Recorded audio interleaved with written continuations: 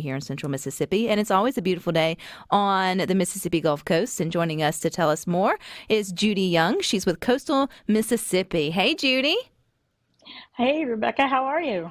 I am doing well, and I'm so excited for all the good headlines. Man, they came back to back to back about coastal Mississippi, from being named one of the best spring break destinations for families to a Country Living's 42. That was the best spring break destinations, to top 50 best small towns in the South, and on and on and on. So a lot of celebrating going on. There's a lot of good things to talk about, and we're anxious to share the news. We're very proud of our region, and we're Southern and we're proud. We're Southern and we're proud. I love that. Okay, so tell us a little bit about coastal Mississippi, because I know this is all the communities on the Gulf Coast coming together as one and really pushing to get tourism, there from other places. So how do you sort of share the good news of coastal Mississippi?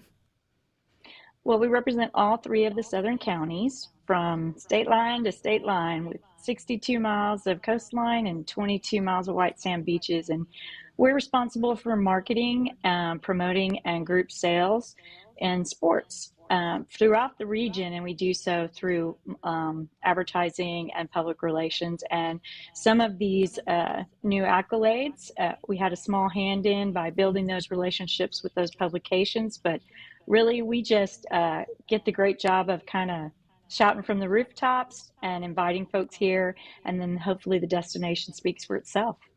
Oh, it does. And I love some of the, I guess, trailers or small commercials where it talks about, don't tell anyone, the coastal Mississippi vibe. And I feel like, yes, that speaks to people across our state lines. But here on Good Things, we talk about visiting Mississippi all the time. And it's reminding us that looks like what's right here in our backyard for us to go and enjoy, whether it's spring break or summer right around the corner. So, Judy, how do you help people sort of realize a small vacation, staycation, or getaway there on the Mississippi Gulf Coast or at the coastal Mississippi? Well, we actually have an attractions pass that's on our website on gulfcoast.org, and you can get a lot of discounts and lesser cost-based tickets to our area attractions.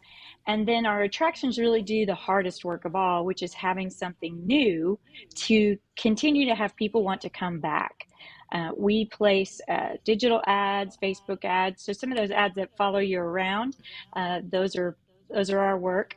We want to make sure that you remember day in and day out that coastal Mississippi has something for every generation, both multi-generational trips, girlfriends getaways, bachelor parties, family reunions. We just had 3,000 cheerleaders in the convention center doing a competition. So something for everyone. And then we also have the gaming industry as well, besides our great ecotourism. You talked about sort of the sports aspect to it and then cheerleaders, but that is something that's really risen in terms of, being the center hub of creating tourism, is having these places where you can have tournaments or you can have competitions or you can have, the different things. I mean, it sounds like, is that something that coastal Mississippi is trying to sort of harness or sort of use as a launching pad to get more families to the coast? We are. We have a sports department and a sports development director, and he works all the time on getting new tournaments here, but also the care and keeping of the existing events that we have. So those events are just as important as new business, and we try to help grow the size of the existing business that we have in sports tourism: volleyball, basketball, baseball, softball. We also put fishing in there, and you can include the horse show that we just have. So it's a pretty broad base when you talk about sports these days. Lots of different activities in there. We just had the Gulf Coast Classic Horse Show, which was 4 to 5 weekends with over 3,000 registered riders, and it was a huge success. I know it's working because I guess over our spring break for my child, which was been the week of the 13th back here in March, man, it feels so much longer ago, Miss Judy. It was just like 2 weeks ago, I think. There was, I guess, a baseball tournament in Ocean Springs or near. We had several friends whose sons were headed down that way, and they made a weekend. They extended it and made like a full sort of spring break vacation around that specific tournament, and sort of got to explore Ocean Springs in ways they may not have chosen that as their spring break getaway, but they embraced it and stayed a few extra nights and did the attractions, and they had a wonderful time. So that's working. I'm so glad to hear it. I'm hoping they got some of that great hospitality, and I like to call it the terms of endearment. I've been called the nicest things here: honey, darling, sugar, baby, love. I mean, they served me a mimosa and said, "Here's your mimosa, love." So, it's a, it's a, it's an authentic welcome. It is. And so when you get things like in Country Living, 42 best spring break destinations for families, Coastal Mississippi made that. You've got other headlines, as I mentioned, Southern Living's top 50 best small towns in the South. When the coast or Mississippi gets in those, do y'all see an uptick of out-of-staters that are looking now to coastal Mississippi as places to either move or to, vacation? Can y'all like connect those dots to those headlines linking to actual tourism? We can. We have a few platforms that tell us who's arriving in our destination, and specifically in the 10 days surrounding the top family spring break destination, we saw a huge uptick. And then, I kind of do my own thing where I drive up and down 90, and there were families all over the beaches and doing the zip line and at Big Play and at the new Margaritaville attractions. It was really fun to see that early in spring, for there to be that many families out and about. All the beach vendors were out there early, so it was a big push. And when you talk about um, country living and southern living and all of those things, I mean, collectively, those three stories have 37 million readers. So it really elevates the Mississippi as a state, but also our region to a national level of recognition. And it's always a good thing when we can make Mississippi shine.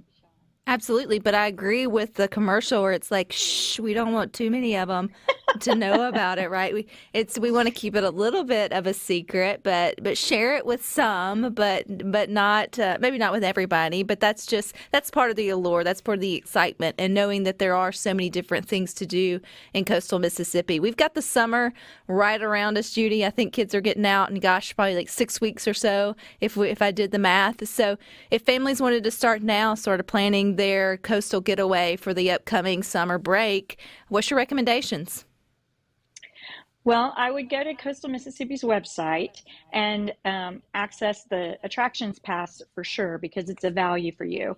And then I would be looking at how I could add another day of play to my vacation.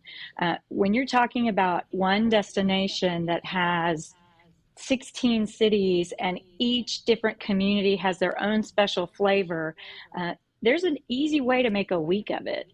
And we can accomplish that through a hub and spoke kind of system where they're building their itinerary to stay in a centralized location for what they're interested in, and then hub and spoke out every day or every other day. And, we haven't even talked about the food. I mean, the food at the coast, it should definitely be a part of the planned itinerary, especially during summer. On weekends, I would highly suggest you having reservations for dinner. Make sure that you're having an ease of service that you can enjoy and relax, and just soak up all of the great, we'll say, gumbo of opportunities. I I still have not gotten to taste every area's specialty. I was just at an oyster festival at Point Cadet. I had some oysters I never have been presented with, so that was an education in itself. And I would say ask the locals or go to coastal Mississippi and look for reviews. I like that you talk about like the spoke because I think often we forget just because we're sleeping in one of the coastal town doesn't mean that we aren't just a little bit of a drive or even a bicycle ride into the next coastal town Yeah. sort of surrounding you. And so, just broaden your horizons, try something different, and yeah, enjoy a good vacation. So what's the website, Judy? Where do we go? You go to coastalmississippi.com or gulfcoast.org and you'll find us there. If you have any troubles, you can just give us a shout. We can be here. We're here most of the time, and then my phone goes to my cell phone, so you can find me all the time. All righty, Judy. Well, we're waiting for that next headline, but congratulations and thank you for your time. Thank you for the good things. All righty, you guys stick with this. We got a little bit more for you coming.